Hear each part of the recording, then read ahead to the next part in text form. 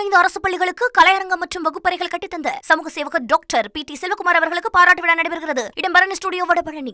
NDA கூட்டணியினுடைய கூட்டம் நடக்க இருக்கிறது. இந்த கூட்டத்தில் பங்கெடுப்பதற்காக பிரதமர் மோடி சென்னையிலிருந்து கிளம்பியிருக்கிறார். ஹெலிகாப்டரில் பிரதமருடைய வருகையை எதிர்நோக்கி நம்ம பார்க்கக்கூடிய காட்சிகள், கூட்டணி கட்சி தலைவர்களுக்கு வைக்கப்பட்டிருக்கக்கூடிய பிரம்மாண்ட வரவேற்பு பேனர்களை நம்ம பார்க்குறோம். இதற்கு மத்தியில் தான் சில நிமிடங்களில் பிரதமர் வர இருக்கிறார் அப்படின்றத பார்க்குறோம். பாஜக நிர்வாகிகள் வந்து கொண்டிருக்கிறாங்க.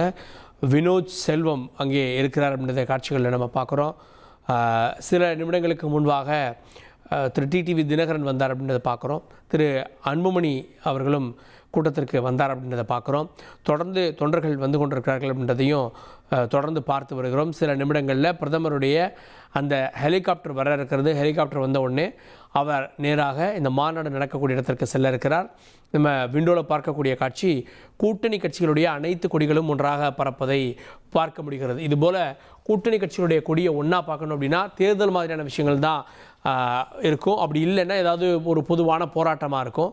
இப்போது தேர்தலுக்கான ரேஸ் தொடங்கியிருப்பதால் இந்த காட்சிகளை நம்ம பார்க்க முடிகிறது. மதுராந்தகத்தினுடைய சாலைகள் மூடப்பட்டிருக்கிறது. பொது போக்குவரத்தை தாண்டி அரசியல் கட்சிகள் அழைத்து வரக்கூடிய இந்த வாகனங்கள் மட்டுமே செல்ல அனுமதி அப்படின்றத பார்க்குறோம். ஏன்னா கனரக வாகனங்கள்லாம் மாற்றுப்பாதையில் திருப்பி விடப்பட்டிருக்கு அப்படின்றதையும் நம்ம பார்க்குறோம். திரு GK வாசன் பிரதமரை வரவேற்பதற்காக அங்கே ஹெலிபேடுக்கு செல்லக்கூடிய காட்சிகளையும் நம்ம பார்க்குறோம். திரு பியூஷ் கோயல் நிச்சயமாக அங்கே ஹெலிபேடுக்கு போவார். ஸோ இப்படி கூட்டணி தலைவர்கள் அனைவரும் இப்போது ஹெலிபேட் சென்று பிரதமரை வரவேற்க இருக்கிறார்கள் அப்படின்றத பார்க்குறோம். இதற்கடுத்து அமித்ஷா வரக்கூடிய நிகழ்வுகளும் இடம்பெறும் என்றதை பார்க்குறோம். தொடர்ந்து பிரதமரே மீண்டும் இப்போது ஜனவரி மாதம் வந்து விட்டார். பிப்ரவரி, மார்ச் மாதம்லாம் பல முறை பிரதமர் வருவதற்கான வாய்ப்பு இருக்கிறது. ஏன்னா 5 மாநிலங்களுக்கு தேர்தல் அப்படின்றப்போ இந்த 5 மாநிலங்களில் அவங்க தீவிரமாக கான்சன்ட்ரேட் பண்ணுறது அப்படின்றது அஸ்ஸாம் பண்ணுவாங்க, மேற்கு வங்கம் இருக்கும், தமிழ்நாடு அண்ட் கேரளா இருக்கும். கேரளாவில் கூட அவங்க வந்து கூட்டணி கிடையாது.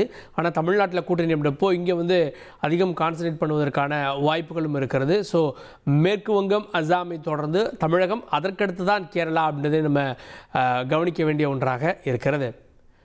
தொடர்ந்து திரு நாகராஜ் அவர்கள்ட்ட. திரு நாகராஜ், இந்த 5 மாநில தேர்தல் அப்படின்றப்போ பாஜக இதுக்கு கொடுக்கக்கூடிய முக்கியத்துவம், புதிய தேசிய தலைவர் வந்திருக்காரு. பட் சொல்லுவாங்க எல்லா மாநிலத்தையும் நாங்கள் ஆட்சி பிடிச்சிரும் அப்படின்னு. பட் அவங்களுக்கு ஒரு நம்பர் தெரியும்ல.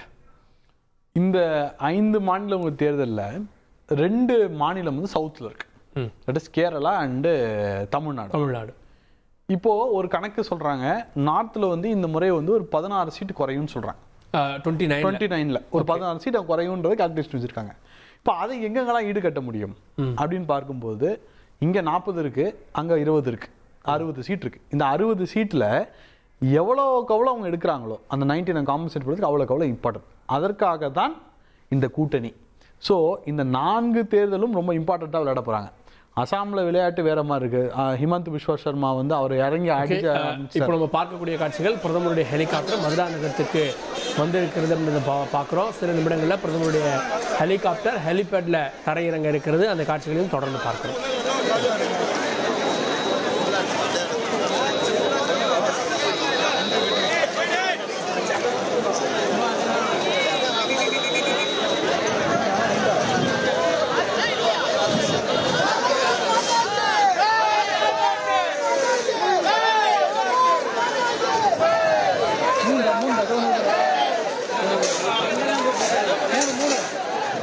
25 அரசு பள்ளிகளுக்கு கலையரங்கம் மற்றும் வகுப்பறைகள் கட்டித்தந்த சமூக சேவகர் டாக்டர் PT செல்வகுமார் அவர்களுக்கு பாராட்டு விழா நடைபெறுகிறது. இடம்பெறும் ஸ்டுடியோ வடபழனி.